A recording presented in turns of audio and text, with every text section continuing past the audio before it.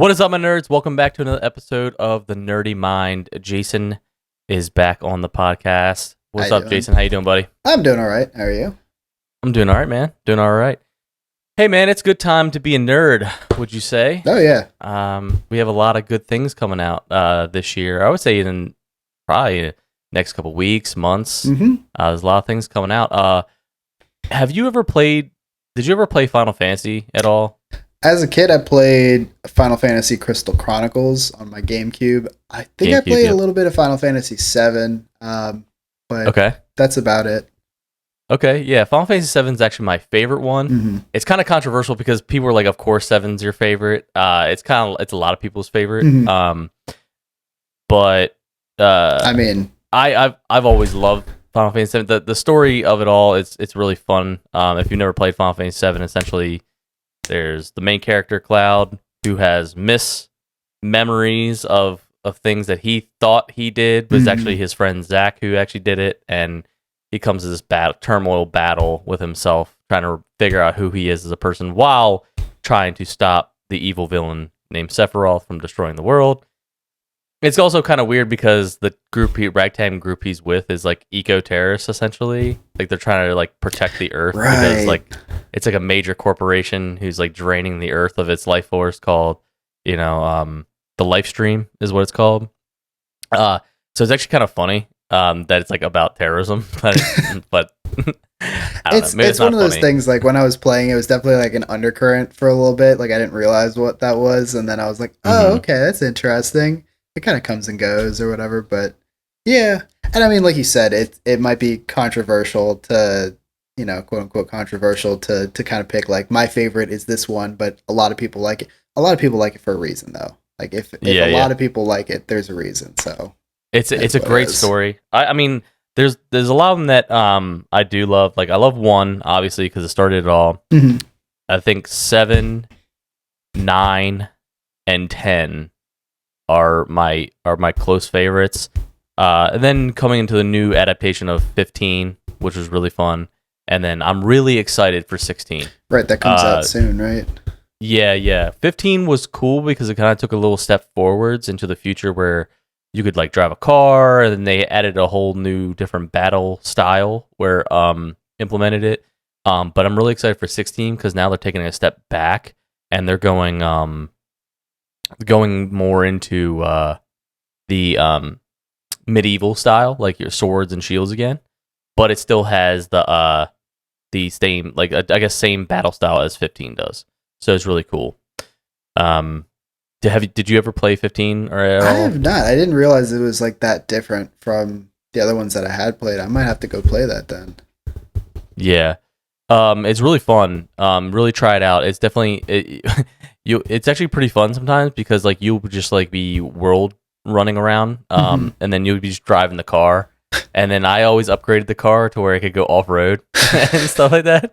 Because I hated leaving the car on the highway and then like walking out into like the desert and like fighting a monster and then like have to travel all the way back to the car. So it was like one of the first things I upgraded was the car to go off-roading. But yeah, so 16 is really cool. It's just kind of like taking a step back. I'm always a fan of like the medieval style type of games. I don't know. It's a soft spot in my heart. I don't know. I always imagine myself with a sword and shield and armor and doing all kinds of cool quests. But Final Fantasy VII is the second part is coming out this winter. Right. The remake. So I played the remake, and they took the remake from the original game. They had the same characters, sort of the same story, but then they kind of spinned off, and it's kind of doing a new thing. Is to kind of keep it fresh. Right. I remember playing the remake a couple years back, I want to say. And my buddy that I was like playing the remake, and he was kind of like, we were both kind of playing it. He was like, you got to play the original. And I played the original. I think I played the original all the way through, and I don't think I finished the remake. And I was like, I kind of like the original better. But I realized the storylines were like slightly different. Things were slightly different. I was like, I can see why people like the remake. I can see why people like the original. But yeah. The reason why I love the remake though is because nothing against turn-based fighting games or turn-based RPGs. I love them. They have a great spot in my heart. I think I'm just kind of past that though. Yeah. Turn-based is kind of like I have to have the patience for it. Right. That's why I think I love the remake so much, is because like it's like a kind of a slash 'em up type of game when running through and do the thing. But what about the original? Did you like the most? Like why did you like the original over the remake? I don't know. I think it was just kind of like, because I think I played 7 when it came out, like a little bit. I think my brother kind of got me to play it, and like it just kind of was like a little nostalgic to go back and play like an older style of game, like you said, the turn based stuff. I'm not like, if I was gonna get into a game and play it for the long term, turn based is like you said. I'm kind of past that. The thing about a turn based like fighting system is that kind of has to be like the center point of the game. Like Pokemon, when you play Pokemon and you're fighting each other and it's like this person goes first and you go and kind of back and forth, it makes sense, but that's kind of the entire thing of the Pokemon games, is like battling as Pokemon. Like Final Fantasy has all this story undercurrent, and you're going on these like quests and kind of stuff. Like you're kind of like going through the storyline. Then you're just fighting something. It's like, I don't have the patience to like sit there and you attack, and then I gotta wait, and then this guy is gonna get knocked out and whatever. It's like, I just want to get done with this battle to go on to the next thing. So like, I get that can be kind of frustrating. Again, I didn't play through the remake that much, so I might have kind of, I guess, backed out of it before getting to a good part or something. But like, I just started playing the original because he was like, no, you got to play the original first, and I got through that, and I enjoyed it. Okay. Yeah. I think that's why I love the original too, though, is because of the nostalgia feeling, maybe. Because I mean, I played it on the PS1, so I just, it has that part of me. But I don't know if I could. Maybe I could sit through it again and replay it, but I don't know. I say that now, but then I probably start it and then probably not finish it. I mean, but at the same time too, like you said, like the second part of the remake is coming out. Like, you know, it's more of a draw to like try the new thing because it's coming out, it's new, it's, you know, like I haven't done this before, rather than going back and being like, oh, the second part came out, let me go back and play the original again. It's like, you know, which is as you know, like with the original, once you get past Midgar, like after you get out of like the main city, and there's such a huge world to the game that like you get the airship and you get to travel around and do all kinds of cool stuff. The second one, you finally get to leave Midgar. Like in the second remake part, we're finally get to leave Midgar, and supposedly they said like it's a huge open world. So meaning like it isn't going to be like where it's cutscene to travel, like you're going to be in the next place. Like you're actually going to have to like get there. Oh, that's and interesting. Like, so I'm really excited for that because how Final Fantasy has been going, where like how you travel with this open world, you either get a vehicle or you actually do certain things to get to where you need to go. I'm really excited to actually see Final Fantasy VII's open world in a like new HD aspect of it all.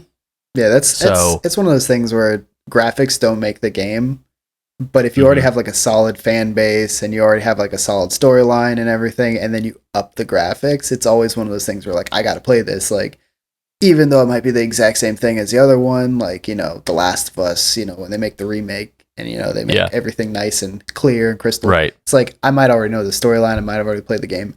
I want to play the new one because it looks so much better, so fluid, you know, the graphics are amazing. It's like, it is a draw. So like seeing that in that open world aspect and then all the graphic update and everything, should be pretty interesting. Yeah. Yeah. And what's cool too is that like if you like the lore, like the storyline of Final Fantasy VII, there was a side story game on the PSP called Final Fantasy VII Crisis Core, which essentially is the story of Zack, who's the guy, who's the soldier who actually did all the things that Cloud thinks he did. And actually, you go through his actual journey from like a second class soldier to first class, and do all the things that Cloud remembers throughout the game. They're actually remaking that now, remaking it, and it's coming out, I think, before Rebirth. Okay. Too. So I recommend if they stay true to what the original game was, I recommend playing the Crisis Core game because it's so good. It's such an underrated Final Fantasy game. Honestly, the PSP in general was an underrated system. Yeah. I kind of had a debate with someone at my job who's a nerd as well, where they were like, the PSP kind of sucked. I was like, did you have a PSP? And they're like, no. I was like, well, then you wouldn't understand. Like, the PSP was like an underrated system. Yeah, I never had one myself. My brother had one, and like every time I played with it, I was just always like, this thing is awesome. Like, it was just so crazy to me because like I had Game Boys, I had like I had consoles and stuff, but like the handheld console, everything about it just seemed so awesome to me. But it not being my system and like it's only his games and stuff, I was like, I wish I had like my own. But at the time, I was young enough that I was like, I don't really have the money to do this. And if I wanted to save up money and stuff, it would take me a while. And I was like, I'll just skip past it. I'll just try to borrow his and play some games there, here and there. But I always thought it was really interesting. I know a lot of people didn't like the PSP, but I didn't see why. It's not like the Wii U. Yeah. Right. Yeah. So like, that's what's funny is because like I actually still have my original 2000, still the PSP 2000. It's a little beaten up. It probably needs a new screen now because it's starting to dim a little bit. But I still have it for a reason. Like that thing is a juggernaut to me. Well, so they had not only did they have like the little disc games that came with it, and like you could buy movies out of like the discs and stuff. But I essentially put custom firmware on the PSP because this thing had such a cult following on the underground that there were people that were doing programming stuff for the PSP where you could download it on your old scan disc. You remember those old scan disc microchips that you could like? They were like the long before flash drives essentially. Yeah. So they were like little like little chips that they were special ones that you had to buy for the PSP. You could plug them into the computer, and I could download this code off of the internet, and it allowed me to literally download emulators onto my PSP. So the PSP not only was a PS like a portable, I could play Game Boy Color Advance, SP games. It became like a multifaceted system all in one.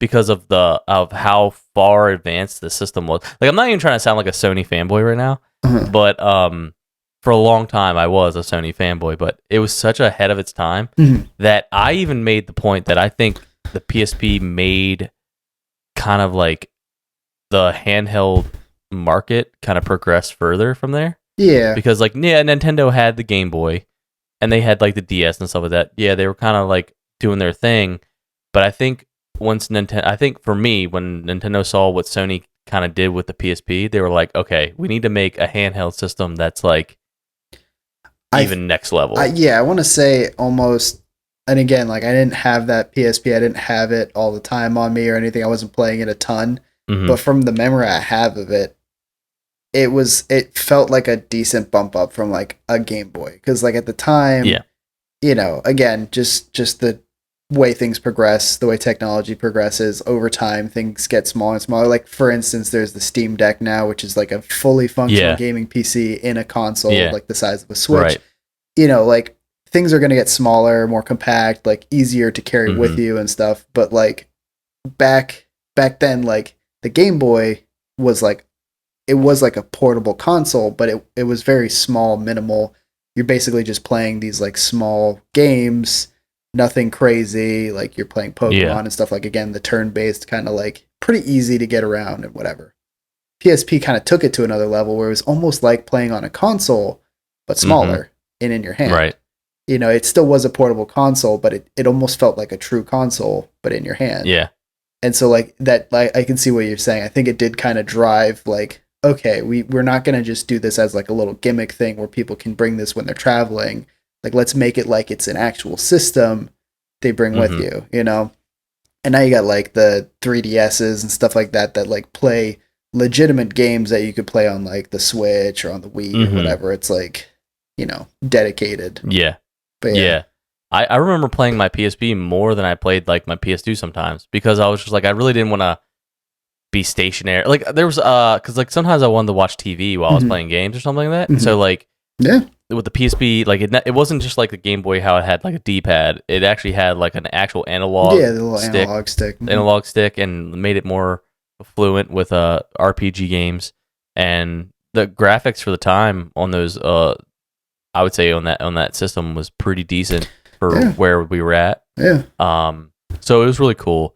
Sorry, I'm not trying to like fan out on the PSP right now, but I mean, that's what this podcast is about, right? Just being nerdy. Yeah, pretty much. Yeah, yeah. But I remember putting countless hours in Crisis Core. Mm-hmm. So I'm actually really looking forward to the remake of that, because that game definitely has a small spot in my heart for that.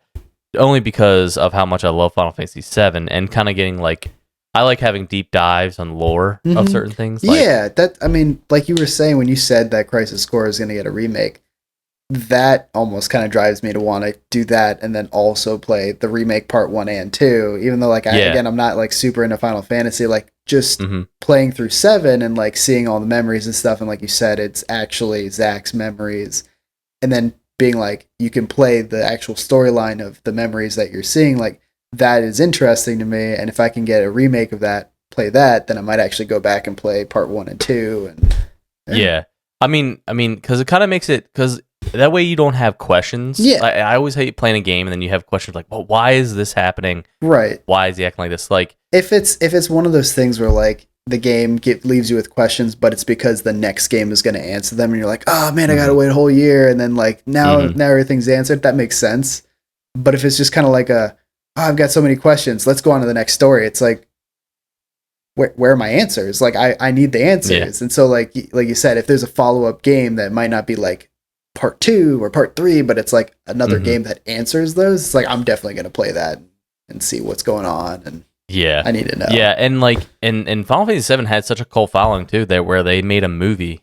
Right. They made a movie to it. It's called Advent Children, and it's in my lineup of Blu-rays I have upstairs in my living room. Have digital copies. I love playing the game, and then like after I beat the game, then I'll watch Advent Children, because it's like, it's supposed to be like years later after they finally defeat Sephiroth and some of that. And you know, if you've never seen it, you could definitely.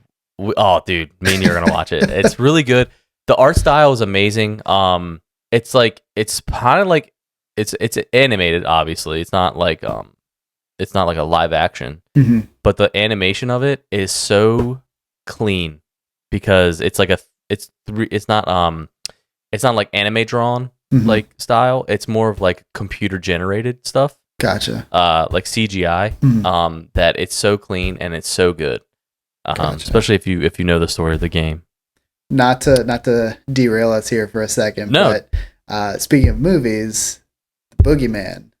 So I heard from a friend that is the movie to see, and I'm not a huge horror movie person. I do occasionally like watching horror movies.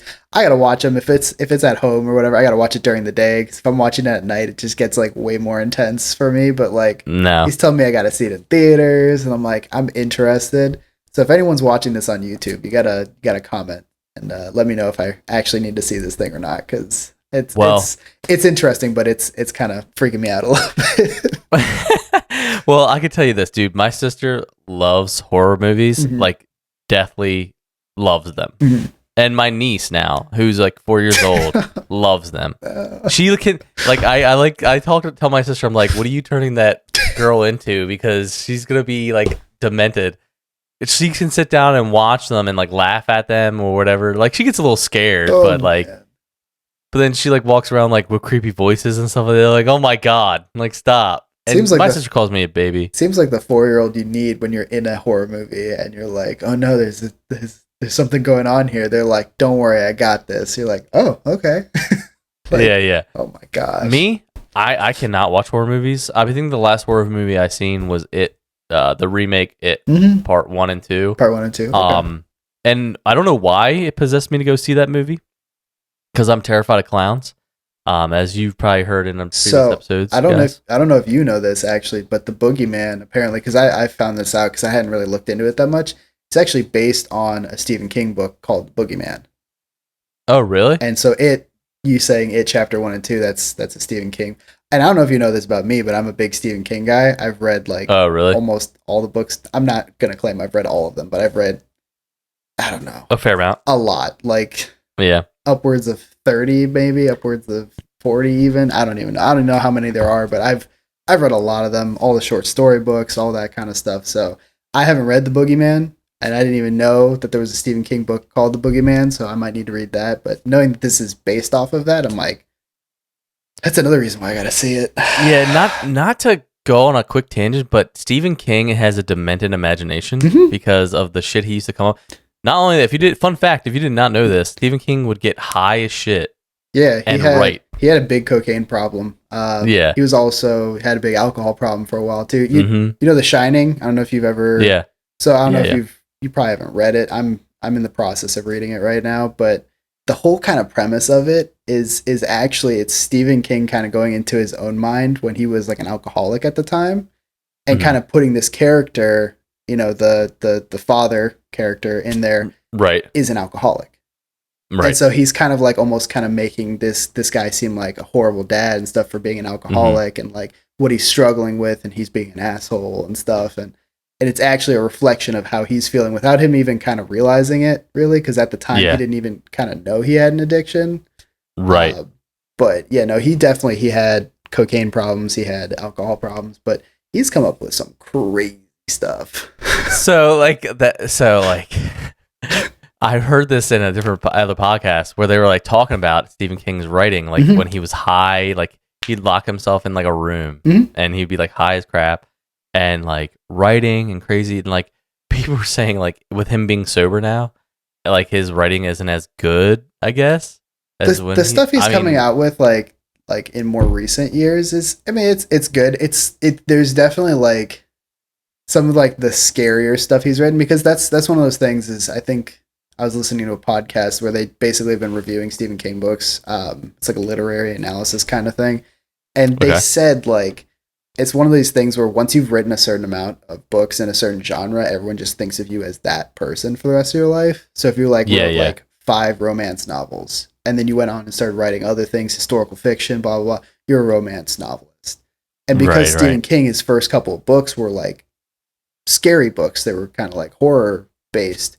He's a horror author, but like he's written so many things from there on that like aren't horror related and like are very different, and like, and it's just interesting that like people think he's a horror novelist. Some of the stuff he's written is actually pretty scary, and like actually like when I'm reading it, I'm like, you know, oh my gosh, like it's actually getting to me. But yeah, in the more recent years, it's definitely toned down a little bit, but he's also kind of like changing directions with like the kind of stuff he's writing. So it's not supposed to be as gripping and thrilling, probably. It's just supposed to be kind of a different mix of emotions. But yeah, no, definitely when he was in the cocaine era, it was pretty crazy. Yeah, he's probably like just going nuts. Like he's probably I can imagine him like being in isn't no Stephen King story Room 24 or something like that, like where like a dude's like he's like an author trapped in a where he's not trapped in a hotel room, but I know what you're talking about.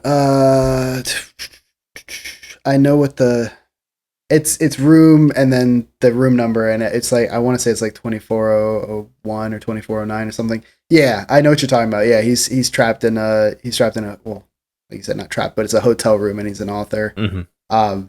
Yeah, no, I want to say I read that one, but it was a while ago. I just imagine him being in like trapped in like stayed in like a room high as shit, and he's like having these like ideas flow in his mind. Yeah. He's like a wire, like yarn going from this idea, and like having like a spider web of things. An interesting thing about him too is, so he wrote a series called the Dark Tower series. It's one of my favorite. It is my favorite series of all time. But it's supposed to be like an amalgamation of like all stories.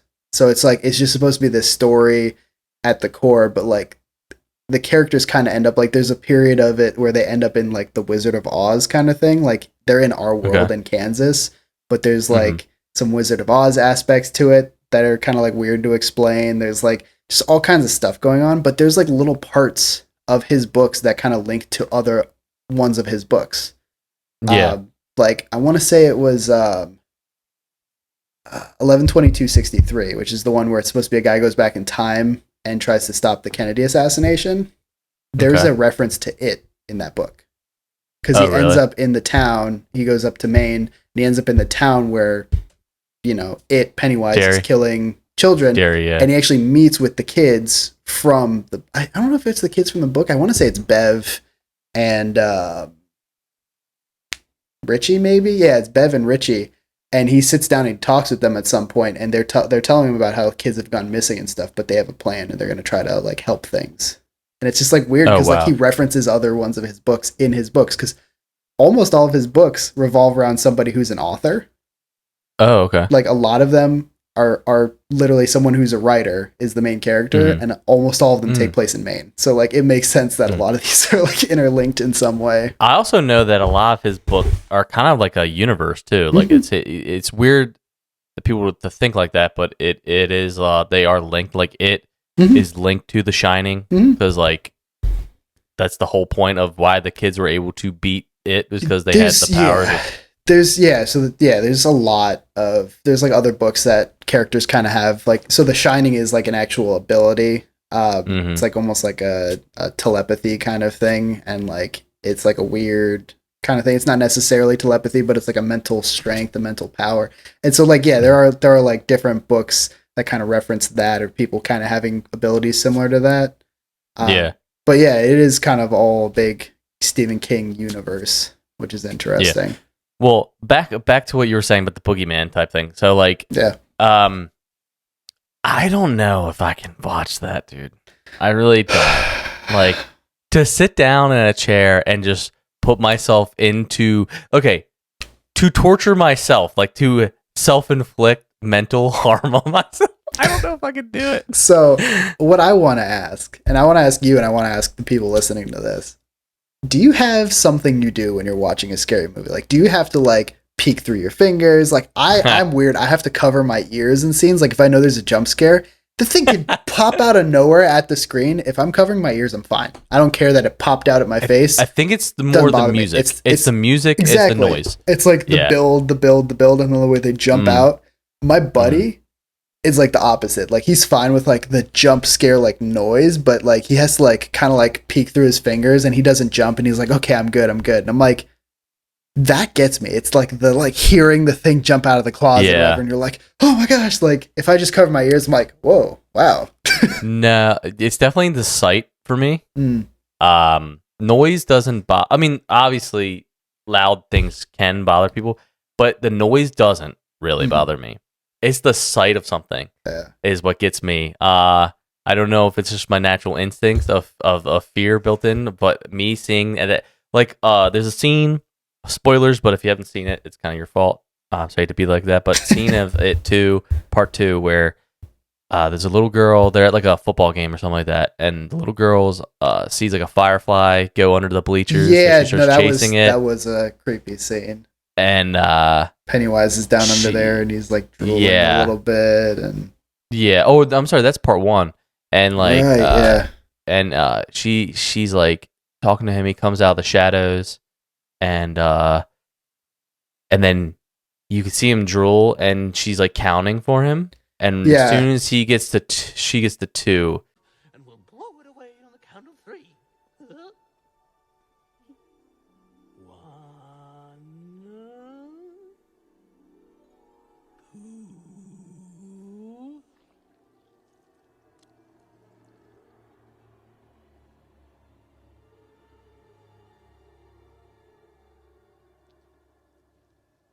You're supposed to say 3. She bites her head. Yeah, he just like, his like, mouth just gets big, and he just bites her like over her face. Yeah. Seeing that terrified the shit out of me. So I wasn't that scared watching that movie. There was like, I think at least one scene that kind of made me jump a little bit in the theaters, but like there were scenes like that where like that's the kind of scene that makes you shit your pants. Like, you're just like seeing it's the thing demented, bite dude. Something's face. You're like, oh my gosh, or like Georgie at the very beginning where he's like, you know, Pennywise just like bites his like arm off, and then his hand just starts coming out of like the sewer and like grabs him and pulls him in. It's like, that's terrifying. What's even worse though is because I watched the original movie, That was on the movie series on TV. It's like the split movie. The split, yeah. Where Nicole hadn't.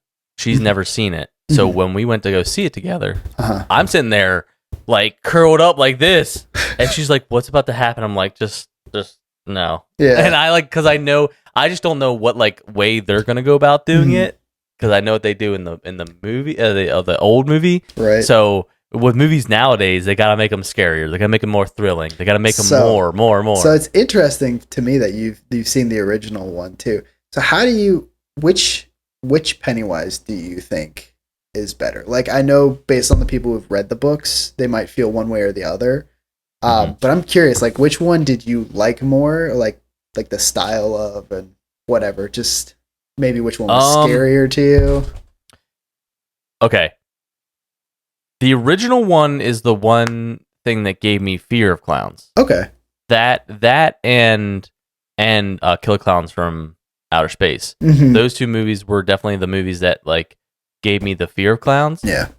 But if I were to compare the original It to the new one, Mhm. I would say the new one is more demented. It's more demented and terrifying. So something I saw, like I think it was on Reddit or something recently, people were comparing the two, and one thing they said, which I agree with, is the original one makes more sense for the concept of the movie because, like, can you imagine a little kid nowadays walking up to the new Pennywise and being like, "Hey, you're a clown. Will you be my friend?" It's like, no, that thing is scary looking. Yeah, like, yeah. Bill Skarsgård looks scary. Scary, terrifying. But that old style, it was like, it was a clown and looked like a normal clown, but you could tell something was off. Something's off, but like I could see a kid walking up to that clown and not being terrified. Nowadays, people are just scared of clowns in general because everything that like scary movies have done with clowns. But like that clown was more approachable. But like you could see something was going on there. But like the new one, like definitely way more terrifying, way more demented looking. The old clown I definitely be throwing hands with. You know, definitely be like trying to fight it. Yeah. Where the new one, I'm like, I'm out. Yeah. I'm out. You walk into a room and you see that thing in the corner, you're like, goodbye, leaving. Yeah. just immediately walk in, see it, walk out, and just keep going in my car and peeling wheels away. Yeah.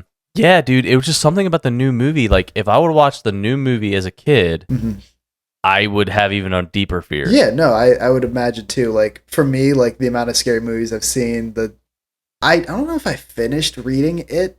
So, my brother has a big Stephen King collection, and, like, he was reading them back when he was, like, a teenager. So, me being a kid and idolizing my big brother, I would read the books he was reading, even though he's 7 years older than me. And I was way too young to be reading stuff like that. I definitely started reading it at some point and was like, it's just, I don't know if you've seen the book, but it's like that thick. It's a very big book. Yeah. I just didn't have the patience to finish it.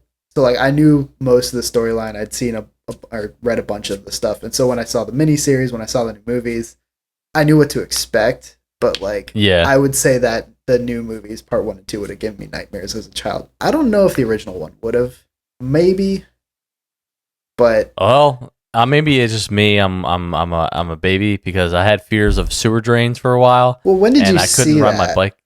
Do you know how like around how old you were when you saw that? Because I was probably definitely like 6 or 7, I think. Okay. Yeah, because it had deeper. This sounds messed up, but it's a little bit of child trauma here. My older cousins, who were like my brothers, you know, they were like 15 years older than me, and they like put me in a chair and like strapped me down to this chair and forced me to watch this thing. It sounds horrible. Taping your eyelids up. Like I literally was terrified, and I think that's what added more trauma to it is being forced to watch something. I could see that. Yeah. Oh, yeah. Man. Rather than having it by choice. Yeah. You know, maybe if it was by choice, I probably wouldn't have had as much. I think the first time I saw that miniseries, like I was probably like 15 or something. Like it had been like a long time down the road, so I wasn't that young. But like also by that time, like some of the animation stuff, like Pennywise climbing out of the shower drain, and like it's just a big claymation thing of like pulling like the shower drain open. It just looked so like silly that like just so unrealistic. But like the new movie, the way things are done, it just like if they had done things like that, no, I would have had nightmares. But, yeah, and like I remember the one scene in part 2 where like it's not Ben. Ben's not the main character. Who's the other character? Billy. Billy. Yeah. Yeah. When Billy's trying to save the little boy because he like reminds him of his little brother Georgie. Yep. So he's like trying to save him because he In knows the Pennywise is trying to go funhouse? after him. Yes. Oh my gosh! Yeah, that was demented. And he starts beating his head he just against like the freaking smiles glass. and then just becomes. I'm here this time. Just take me.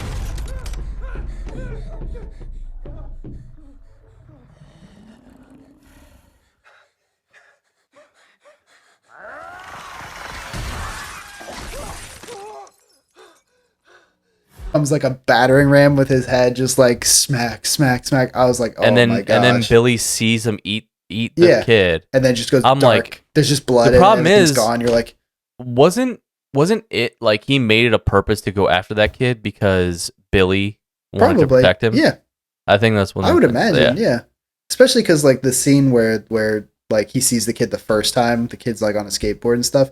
He's kind of near the sewer drain, because I don't know if you picked up on it or if they really focused on it, but the house that he's outside of, where when he sees that little kid, is his old house that he grew up in. Oh yeah. So like he sees this little kid that reminds him of his little brother in this old house by that sewer drain where his brother got killed. Right. Yeah. So he's like, don't go near the sewers.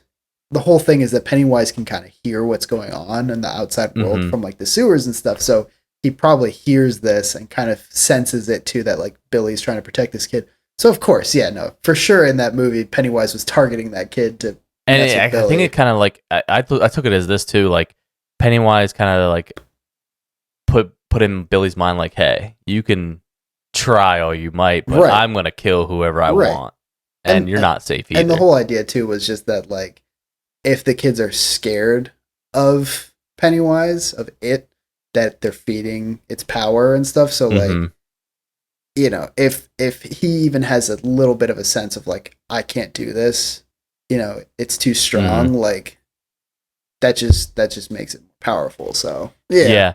And not to keep continuing on with it, but like they're actually supposedly making a series where it like goes before, like when it comes to Derry and like creates. I know that back when they were making part 2, before part 2, they were gonna have a scene about like way back when it was like Maine was being colonized and stuff. About like when Pennywise first started like stealing children, and it was gonna have like a scene of Pennywise like a woman giving up her infant as like an offering to Pennywise or something, and it was gonna be like him eating a baby, and like it just became like too dark that people were just like, we can't put this in the movie. I didn't hear anything about a series, but I wouldn't be surprised because that movie had so much following after it that like and like that, like you said, like what we talked about before with like the lore of things, like to have like a beginning, like when this started happening, or you know, kind of like way back before this story. Yeah, Stephen King leaves a lot of room for your imagination. He does have some lore in his books, but he also leaves some room to be like, you know, this has been going on since the beginning of time, and you're like, so this has happened before, you know? Because like he came from a different dimension, right? It came in from a different dimension. It's supposed to come from or universe. It's supposed to come from outer space, but it's supposed to be this like celestial being. It's this being that's been around since like beginning of time, kind of thing. In the book, it like covers it better. He's been around since like dinosaurs and stuff like that. Or yeah, like since before then. Yeah, it's just supposed to be this being from the beginning of time, kind of thing. Yeah. But yeah. To talk about the boogeyman though, I mean, maybe I'll build up courage. Maybe we can go see it. Yeah, I don't know. I'll have drag to you to the debate. movies. I'll strap you down to a theater. Be like, hey chair. man, we're gonna go see John Wick. I bought the tickets already. Like, let's go watch a shoot 'em up movie. I'm like, cool. That is a great plan. I will tell you that I bought John Wick tickets because I also want to see that. So you won't even know. I do too. Yeah. But dude, I remember watching there was another movie called The Boogeyman a while back. Yeah. I wanted to say I saw one called The Boogeyman. When I saw the title of it come out, I was like, that sounds familiar. I mean, obviously The Boogeyman is a thing, but like I feel like I saw a movie called The Boogeyman. So like, did you have was this another fear as a kid of you, like for you? Like for me, like I couldn't be in a space in the dark. I wasn't scared of the dark, but I couldn't be in an area where it was quiet and like eerie, but also in the dark. Like I just couldn't do it. Like something about me like would turn my neck up. I don't know if it's some type of like sixth sense or whatever, but like I would always so like if I was going from my basement to like my upstairs, I would hit the lights real quick and then run as fast as I could. Yeah.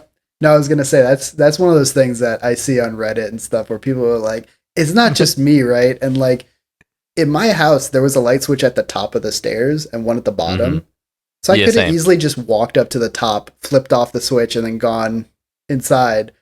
But I would flip off the switch and then run all the way up the stairs, like sprint away, just thinking like as soon as I turn off the light, something's gonna like grab me. Yeah. Oh gosh. Yeah, like See, I had that too at the stairs, but like we had this back room that had like stored all our stuff, but like the light switch was in the middle of the room.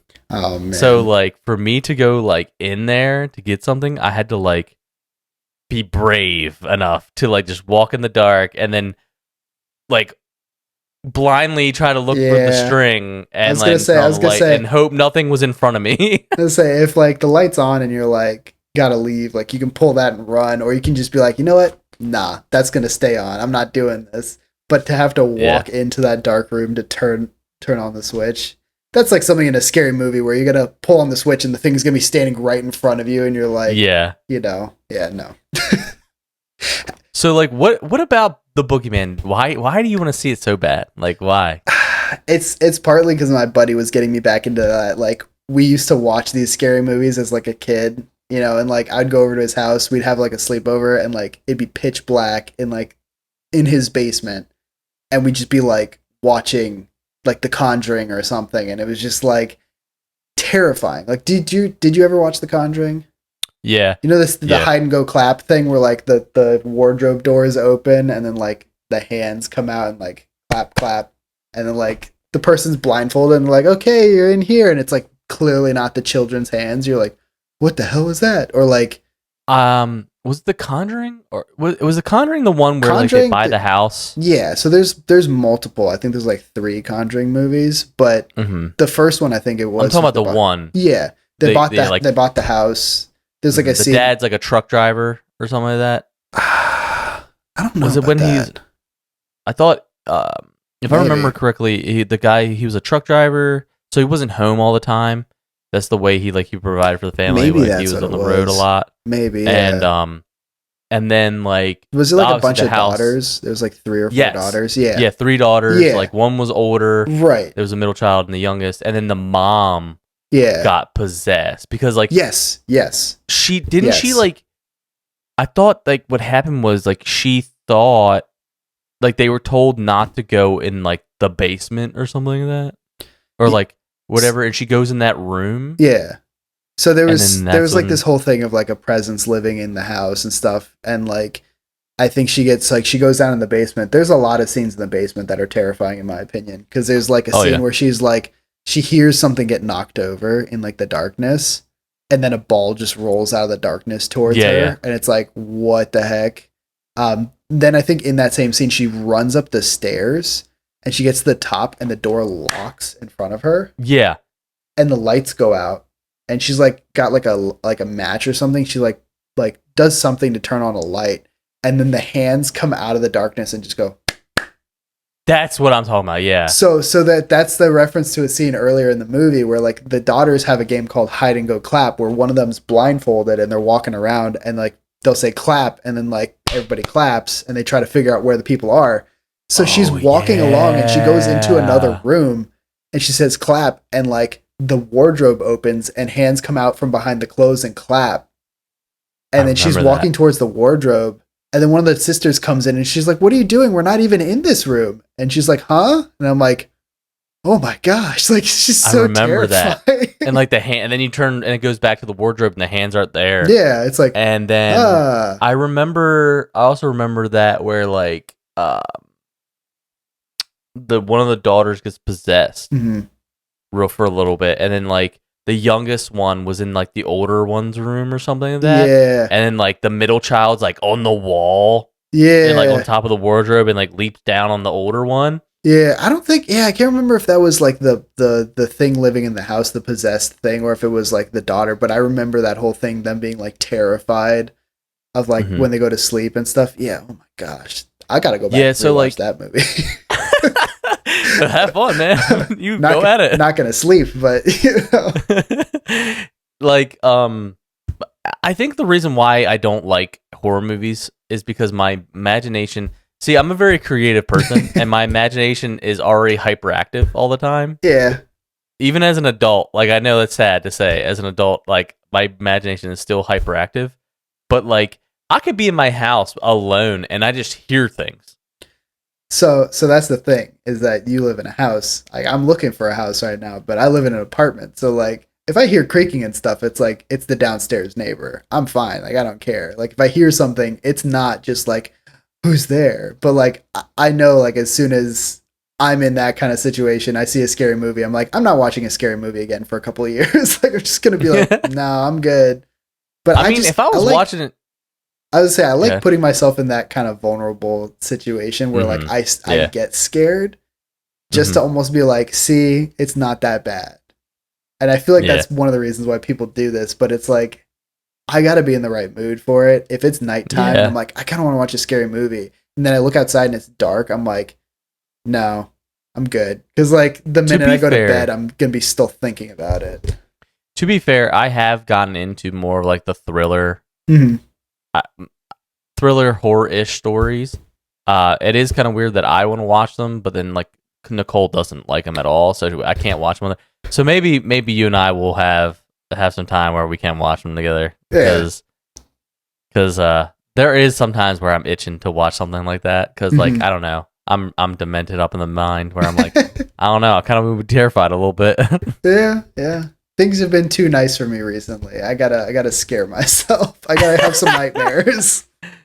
All right, maybe you convince me. You're convincing me. Maybe we'll go watch it. Maybe I'll chicken out and I'll tell you not to go. But we'll see. So like I don't know, like what's the concept of that movie? Like what's supposed to be? I honestly haven't looked into it too much. My buddy just told me it was great, so I'm like, I don't know if I want to look it all up, because part of the thing for me with scary movies is like if I know what I'm getting into when I start watching it, I'm like not as scared. So when I like all the twists and turns start happening and it's like, oh, well, it's been in his mind the whole time or something, I'm like, oh, okay, well then nobody else could see this. Like if I just kind of know what the concept is, I'm like, eh. But if I'm in there and it's like things are happening and I don't know what's going to happen next, it keeps me on my toes. So that way when like the jump scare happens, I'm like more off. You know, like I'm not expecting it. I'm like, oh. Yeah, so like they're doing another one of like, I don't know if The Conjuring. There's like The Conjuring. I think there's another one or two movies that are like Annabelle. I think is linked to The Conjuring. So their all of them are supposed to be linked together, right? Yeah, and then there's like the Nun 2. I think there's like another Nun movie coming out too. My buddy said, and I'm like, that one scared me more, the Nun, because there was just scenes where like it's dark, someone walks into a room and there's just like a shadow in the corner, just looks like a coat or something, and then they walk by it and it's literally just the nun standing there, and I'm like, oh my gosh, like I just like don't expect it. You know what's the worst? So to answer your question real quick, so I said I can't really see it, right? So what I kind of do sometimes, if I'm watching a scene, I kind of like do this. I kind of like look away a little bit. Yeah, you're like to where not focusing where right on. Where I peripherally can see it, sort of. Yeah. but I'm not like Yeah. fully engaged. That way, if something jumps out or whatever, it's not like you're staring right at it when it happens. It's just kind of like, oh wow, something jumped out.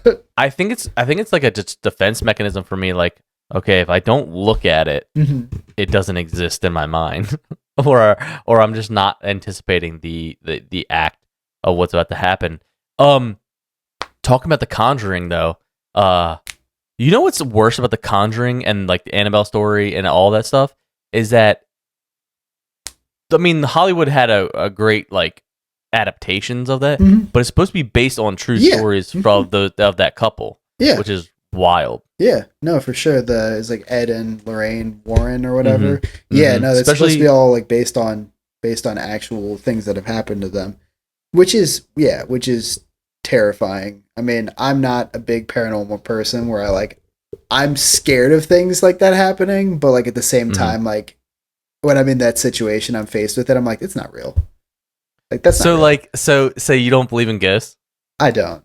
I mean, if I'm in a situation, really, there was a time when I want to say it was like, I was like 10 or something. I was at my buddy's house, and there was like a hurricane warning or something at the time, and so I was just chilling at his house because I think my parents were out or whatever, and his parents were out, so we were just at the same place. And I like put some stuff by the sink. Like I think we like had lunch or whatever, and like I put like a plate next to the sink, not anywhere near the sink, like not on the opening, not half over or whatever, just like next to the sink. And the sink was empty. And I literally walked out of the room, and like 2 minutes later, we hear a plate fall in the sink. And we go back, and my plate is in the sink. We're both in the same room. And I'm like, there is no way that could have happened. It wasn't like on the edge and fell in. Like it was literally like, if this is the sink, it was just over here. Like not anywhere. Yeah. And I was like, there is no way. And so there's times where I'm like, how did that happen? You know, but like me having a scientific background for like college and everything, I'm like, there's got to be a way to explain it. But there are certain times where I'm like, I can't explain it. But my mind is just like, but there's no ghost, so you're good. And I'm like I just got to tell myself, I'm like, no. So, okay. I'll get scared thinking there's like a demon, a demonic presence or something, like running up the stairs, got to turn off the light. But like also my logical brain's like, there's nothing there. You're good. So like, it's kind of like I think it's your defense mechanism, brother. I think it's your defense mechanism trying to protect you from that because, okay, so this is pretty weird, but like when when I lived, my grandparents, right? I was 18 and my grandfather passed away, and I remember him every night for a while. Hold on, I'm hearing a lot of feedback or something like that. Oh. Oh, are you messing with something? No. Oh, I'm hearing like rumblings out of a microphone or something. No. Oh, that's weird. That's weird. I like heard some like rumblings in my headphones. Ghosts aren't real. Wait, what? What was that?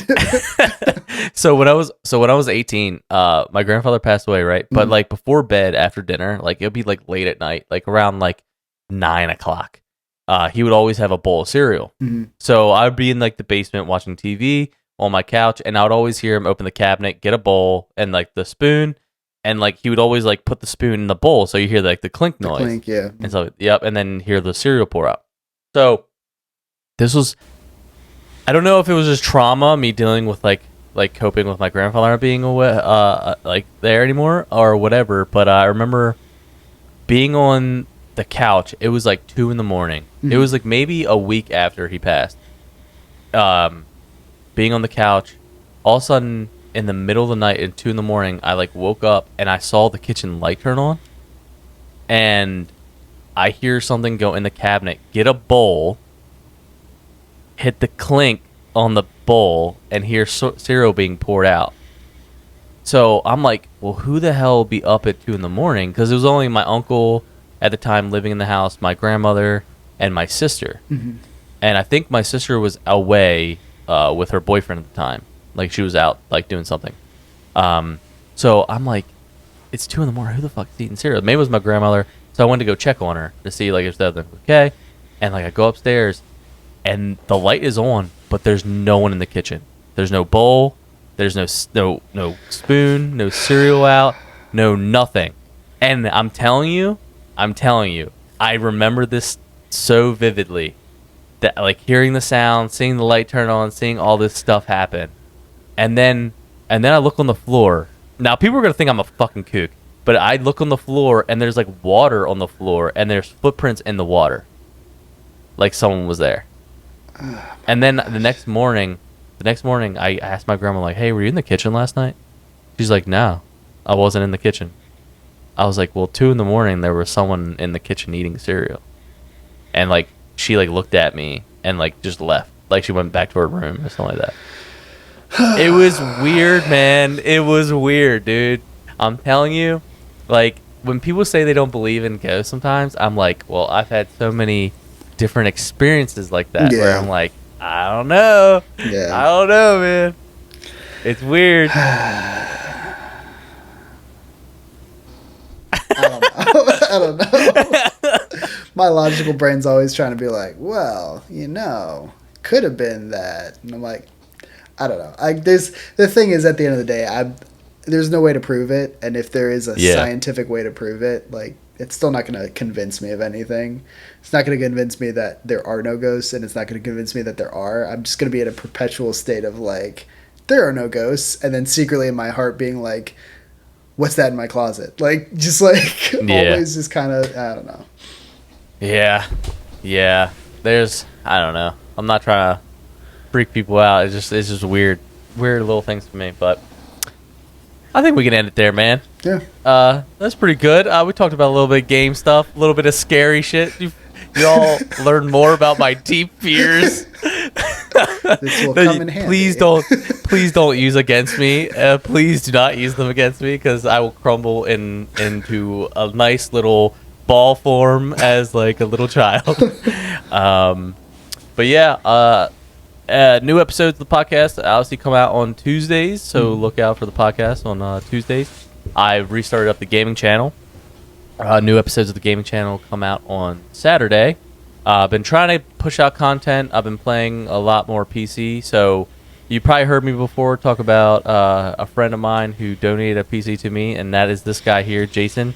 Thank you very much for that. I appreciate it, man. It's kind of the way things go. I upgraded my PC and then ended up upgrading all my parts, and so I just had an entire computer sitting around not being used, and me being me and holding on to it, I didn't really want to just like sell it or anything, so this is definitely the best option. So yeah, so I've been preaching your praises on other episodes about it. I do thank you a lot of course, doing man. that. It's very generous of you. So talking about horror stuff, so Jason and I have been talking about playing some horror games. Yeah. So you might see some content of us playing that. Talk about playing some Phasmophobia or some other stuff.